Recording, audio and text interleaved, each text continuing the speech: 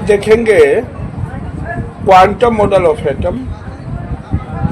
Video में अगर आप अंतिम तक टिके रहेंगे तो निश्चित रूप से आपको समझ में आएगा। क्वांटम मॉडल में 4 क्वांटम नंबर से पूरे क्वांटम मॉडल को डिफाइन किया जाता है। कितने क्वांटम मॉडल से? 4। अब चारों क्वांटम मॉडल को मैं बोर्ड पे लिख रहा हूँ।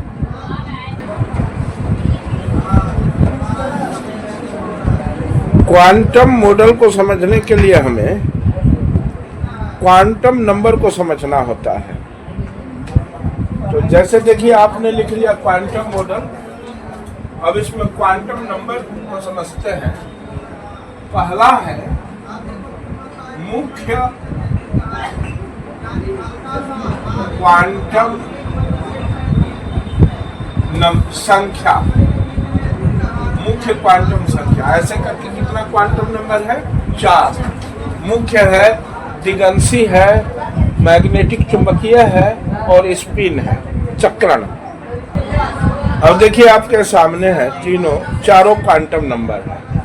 पहला है मुख्य क्वांटम नंबर। मुख्य क्वांटम नंबर को अंग्रेजी में प्रिंसिपल क्वांटम नंबर कहते हैं। दिगंशी को एजीमुथल कहते हैं। चुंबकीय को मैग्नेटिक कहते हैं और चक्रण को स्पिन क्वांटम संख्या कहते हैं। तो ये चारों चीज क्वांटम मॉडल में एटम के किस चीज को बताता है, हमें इस बात को ध्यान देना चाहिए। ये जो है मुख्य क्वांटम नंबर, ये बताता है परमाणु की त्रिज्या को। परमाणु की त्रिज्या को और इलेक्ट्रॉन के ऊर्जा को। इलेक्ट्रॉन के ऊर्जा को बताता है। क्लियर हो गए? यानी त्रिज्या का मतलब आप समझ सकते हैं। जैसे प्याज में लेयर बाय लेयर प्याज सजा रहता है ना, वैसे एटम भी लेयर बाय लेयर सजा रहता है। जैसे सोचिए ये एटम का 3 लेयर है। क्लियर है? अब इस एटम के 3 लेयर में इसका रेडियस इतना होगा, इसका रेडियस इतना होगा, इसका इतना होगा और इसका इतना होगा। तो जब रेडियस के हिसाब से हम एटम को बांटते हैं ना, तो वो जो बंटवारा है वो मुख्य क्वांटम संख्या में लिखा जाता है। जैसे ये 1 है, ये 2 है, ये 3 है, 4 है। तो मान लीजिए पहला रेडियस है, इसको हम लिखेंगे n=1। गायब हो गया, ये n1 था। इसके बराबर लिखेंगे n=2। ये गायब हो गया। इसके बाद लिखेंगे n=3, यानी हम इसका बात कर रहे हैं। अब हम लिखेंगे n=4, यानी इसका बात। तो आप लोगों को समझ में आया कि n1, n2, n3 एटम के लेयर का बंटवारा है। सबसे अंदर वाले लेयर को n1 बोलते हैं, उसके बाद वाले लेयर को n2, उसके बाद वाले लेयर को n3। क्लियर हो गया? अब आपको एक बात पता होना चाहिए। जब आप इसको n1, n2, n3 में बांटते हुए समझ गए, तो अब थोड़ा सा इलेक्ट्रॉनिक कॉन्फ़िगरेशन पे ध्यान देना है। यहाँ पे इलेक्ट्रॉनिक कॉन्फ़िगरेशन है 1s2। 1s2 यानी कि ये पहला क्वांटम नंबर n की बात कर रहा है। 2s2 2p6 यह दूसरा क्वांटम नंबर का बात कर रहा है। ये तीसरा क्वांटम नंबर का बात कर रहा है और ये कर रहा है चौथा क्वांटम नंबर का बात। तो अब मैं आपके सामने एटम का एक रैंडम फिगर यहाँ बना रहा हूँ और आप ध्यान देंगे कि अभी मैं मुख्य क्वांटम संख्या को ही डिफाइन कर रहा हूँ। अभी दिगंशी क्वांटम संख्या में मैं एटम का ड्राइंग बनाऊंगा, यानी वो ड्राइंग यहाँ सेट होगा। क्लियर है? तो इसके आधार पे जब हम एटम का ड्राइंग बनाते हैं, यानी 1s कैसा होता है, 2s2 2p6 कैसा होता है, 3s2 3p6 कैसा होता है, ये बात अब मैं दिखाने जा रहा हूँ। तो आइए इस वीडियो में हम लोग देखते हैं sp_d तीनों कैसे एटम में सेट होता है। ध्यान से देखेंगे। तो देखिए s orbital x y z axis के बीच में सेंटर में कैसे एडजस्ट हो रहा। एस ऑर्बिटल जाता हुआ एक्सिस के बीच में। अब 2s ऑर्बिटल, तो अब हम देखेंगे कि 2s ऑर्बिटल उसी s ऑर्बिटल के ऊपर कैसे सेट हो रहा है। और एक बात गौर करने वाली है कि s ऑर्बिटल एक ऐसा ऑर्बिटल है जो कि x y z तीनों एक्सिस पे उसका विस्तार होता है। तो चलिए 2s को देखते हैं।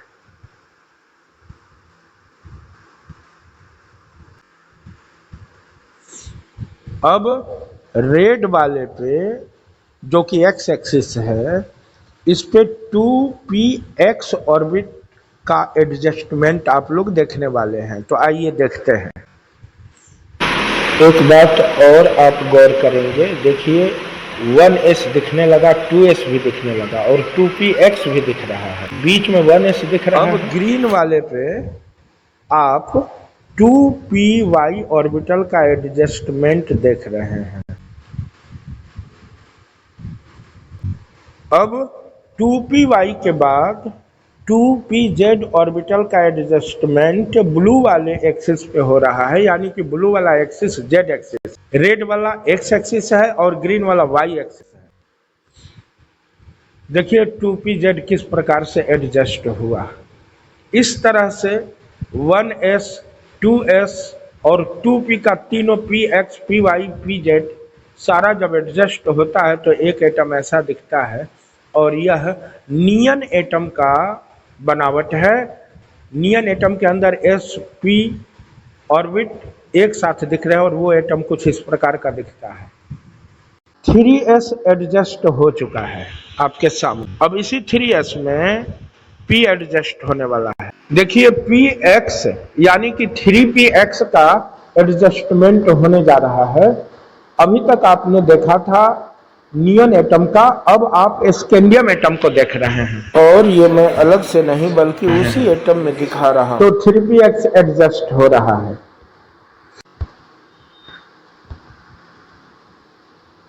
अब आपके सामने 3py एडजस्ट हो रहा है। देखिए ग्रीन वाले एक्सिस पे, आपको पहले ही मैं बता चुका हूं कि ग्रीन वाला y एक्सिस है।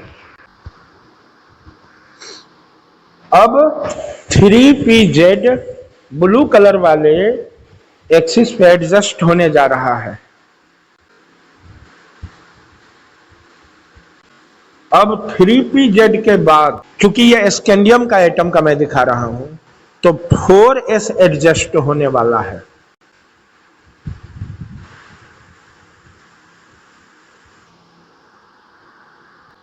फोर एस एडजस्ट हो चुका है। अब 4s से अधिक एनर्जेटिक 3dz² होता है। हालांकि इसे हमें आपको 3p के ही साथ एडजस्ट होते हुए दिखाना था, लेकिन चूंकि इसका लेयर 4s से भी बाहर निकल जाता है, इसलिए मैं अब 3z को दिखा रहा हूं। अब 3dz² के बाद 3dx²y² का एडजस्टमेंट हो रहा है। अब 3dxy का एडजस्टमेंट हो रहा है, जो कि xy एक्सिस के बीच में होता है। अब 3dyz का एडजस्टमेंट हो रहा है। सारे के एडजस्टमेंट के बाद आप देखेंगे एटम कैसा दिख रहा है।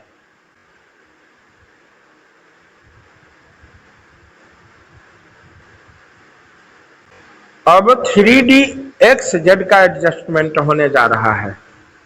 3dxz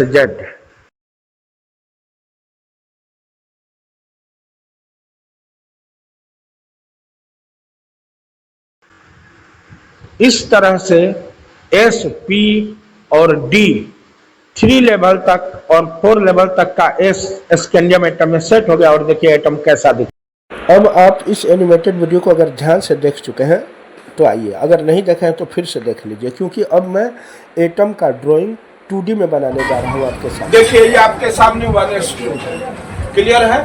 ये 2 इलेक्ट्रॉन से बना हुआ है, ठीक है।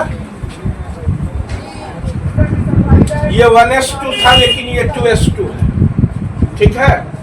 अब इसी में आपको मैं 2p दिखा रहा हूं। ये देखिए x एक्सिस है, y एक्सिस है, z एक्सिस है। x axis, y axis, z axis, समझ रहे हैं ना।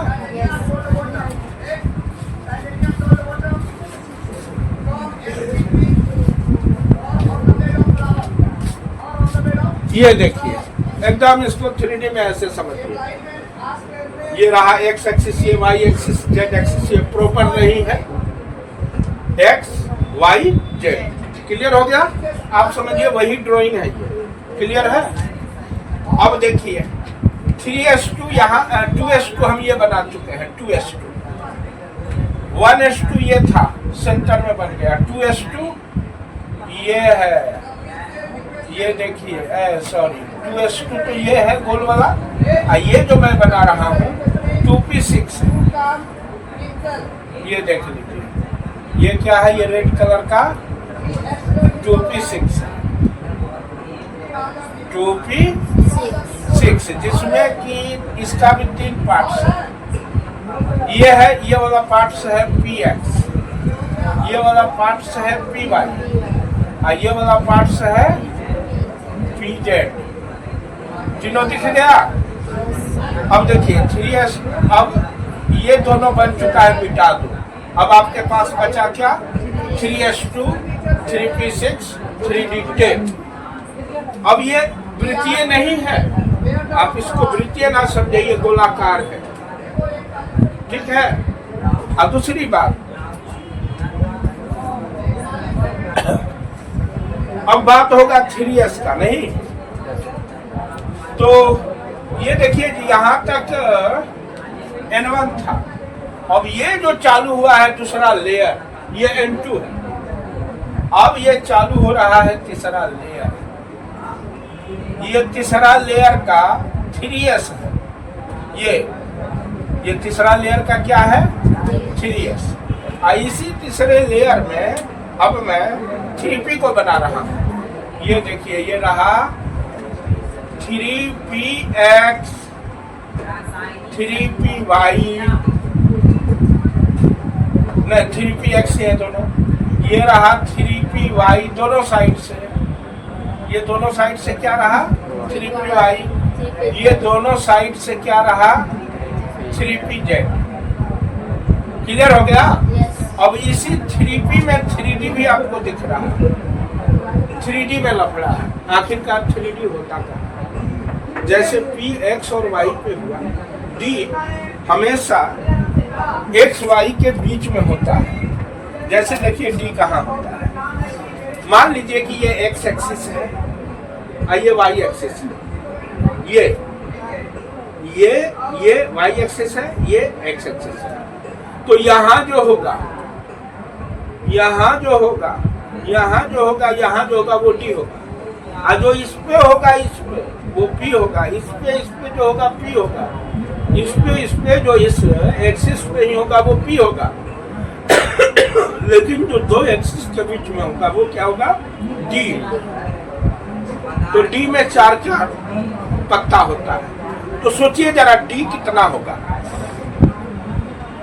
1 2 3 4 5 6 7 8 9, इधर से 10 11 12, यानी एक बार ऐसे फ्लैट, फिर ऐसे इधर से, फिर इधर से, यानी एक बार डी किस लेयर में बसेगा, इस लेयर में, ये वाला लेयर में डी बसेगा, फिर ये वाला लेयर में, फिर ये वाला लेयर में। तो 4 तिया 12, और एक डी ऐसे होगा जो तिरछा सटेगा, डायगोनल। आप क्यूबॉइड में डायगोनल को सोच सकते हैं। तो एक डी ऐसे तिरछा होगा, तो कितना हो गया 16। एक डी ऐसे तिरछा हुआ तो एक डी ऐसे तिरछा होगा, उसमें 2 ही होगा डी जेड स्क्वायर, तो कितना हो गया 18। अब देखिए मैं यहाँ पे डी को शो करने के लिए 18 ऐसे ऐसे बना देता हूँ। इसी बीच में देखिए ये डी है। अब यहाँ 3D में इसका ड्राइंग बनाना थोड़ा मुश्किल है, तो मैं ऐसे 1 2 3 4 5 6 7 8 9 10 11 12 13 14 15 16 17 18 बन गया। तो ये डी हो गया। क्लियर है? तो ये किस लेयर पे हुआ? तीसरे लेयर पे, यानी प्रिंसिपल क्वांटम नंबर 3 की बात हो रही है।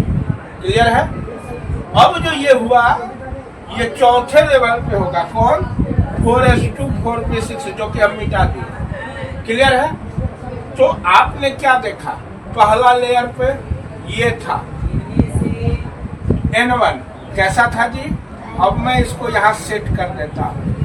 ये रहा N1, इसमें खाली s ऑर्बिट है। N2 में क्या था? s और p दोनों था। तो ये रहा s ऑर्बिट N2 का, अब उसी में ये रहा p ऑर्बिट। ये देखिए, उसी के अंदर अपना p ऑर्बिट है। ये हो गया N2। N3 यहाँ पे मैं बना रहा हूँ। N3 का रेडियस थोड़ा और बड़ा है। N3 में P तो है ही, मैं ये तीनों P बना देता हूँ, PX PY PZ। उसके बाद N3 में और क्या है? N3 में और D है। इस बार D को मैं रेड कलर से दिखा रहा हूँ। 1 2 3 4 5 6 7 8 9 10 11 12 13 14 15 16 17 18 छुट्टी हट गया इसमें। N4 को भी हटा दीजिए। तो ये जो एटम को हमने छिलके वाइज अलग किया, उसको बोलते हैं प्रिंसिपल क्वांटम।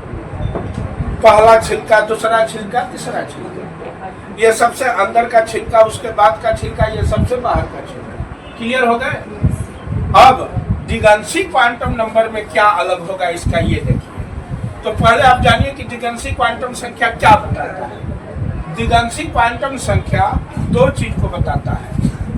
एंगुलर मोमेंटम को, एंगुलर मोमेंटम यानी कोणीय संवेग को बताता है, और साथ ही साथ सब ऑर्बिट के 3D शेप,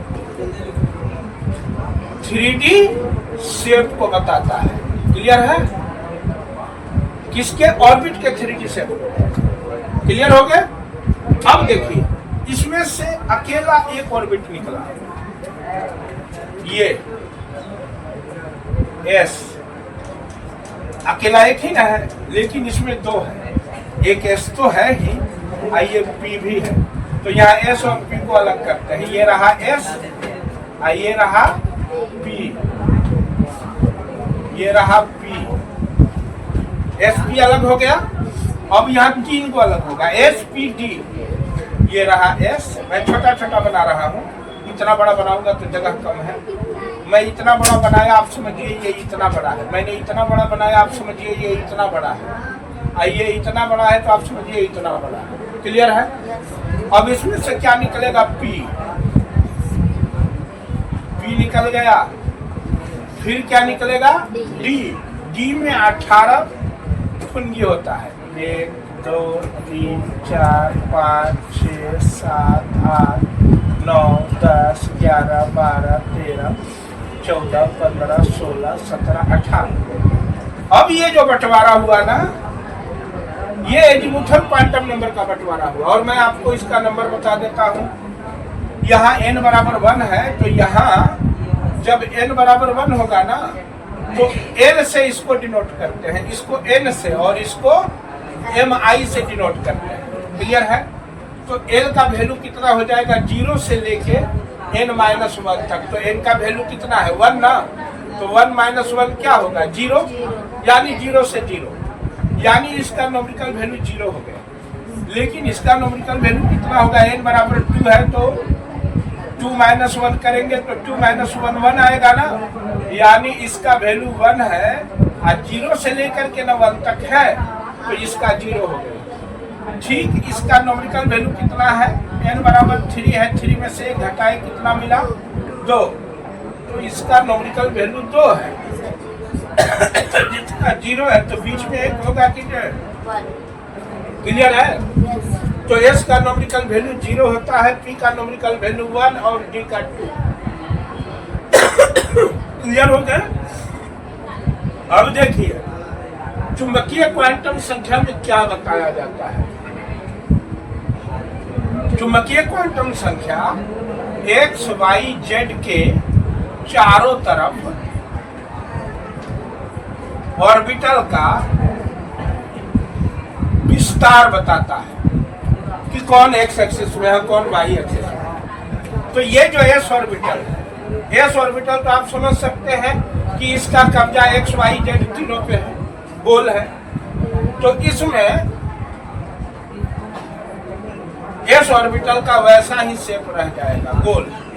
क्लियर है? और इसके लिए नंबर क्या होगा? 0 ही रह जाएगा। 0 का 0 0 चलता है, लेकिन यहाँ 0 और 1 है, तो इसके लिए क्या होगा? 0, लेकिन 1 में 3 पार्ट्स है, px, py, pz, है ना? px को 0 से दिखाएंगे, py को +1 से, pz को -1 से। अब इसका मतलब क्या हुआ? इसमें एक ऐसा p है जो ऊपर से नीचे भाग रहा है, एक में एक ये p है जो तिरछा भाग रहा है, एक p ऐसा है pz जो कि क्षैतिज है, हॉरिजॉन्टल है, धरती के समानांतर। तो 3 p भी 3 पार्ट्स में बट गए। कौन कौन? px, py, pz। ये देखिए अब हम लोग आ चुके हैं मैग्नेटिक क्वांटम नंबर, चुंबकीय क्वांटम संख्या में, जहाँ p का भी टुकड़ा हो गया। s वहां नहीं टूटा, लेकिन p 3 टुकड़े में बट गया। अब बात करेंगे इस ऑर्बिट की। इसमें 3 है, s नहीं बटेगा, लेकिन p इसमें भी 3 भाग में बटेगा ना। 0, +1, -1। 0 का मतलब px खड़ा वाला, +1 का मतलब py तिरछा वाला, -1 का मतलब pz सोया हुआ। 3 भाग में बट गया। तो चलिए इसको यहाँ बांटे और ये यहाँ 3 भाग में बटा। इसका नंबर कितना हो गया? इसका तो नंबर 0 हुआ, इसका नंबर 0 +1 -1 हो गया। कोई दिक्कत? अब D को बांटे हुए, देखिए D यहाँ है। D बड़ा खतरनाक ढंग से बटने वाला है।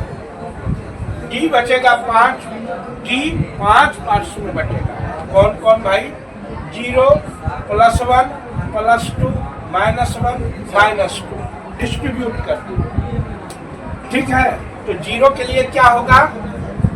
x और y के बीच में जो ऑर्बिट होगा उसको हम लोग बोलेंगे dxy। ये देखिए आपके सामने dxy बट गया। ये क्या है भाई? ये आपका dxz है, dxz। अब सोचिए जरा, x और z ऑर्बिट के बीच में जो रहा ये रहा dxz, 4 तो दिए हैं। अब ये क्या होगा भाई? dyz, यानी y और z के बीच में जो रहेगा yz, dyz। यानी 0 के लिए ये रहा, +1 के लिए ये रहा, +2 के लिए ये रहा। अब -2 के लिए होगा dx² y²।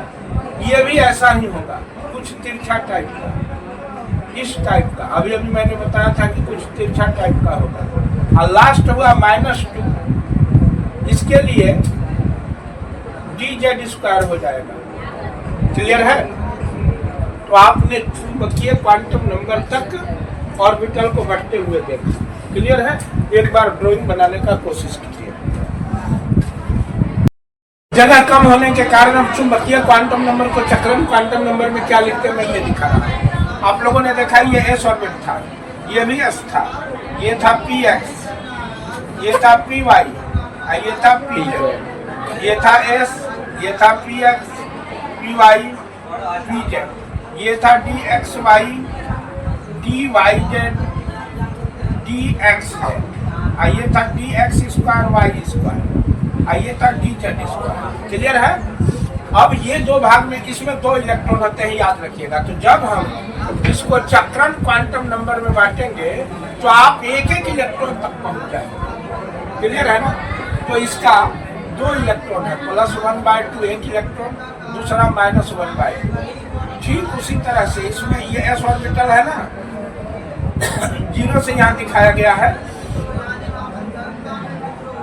s को 0 से दिखाया गया, ठीक है ना?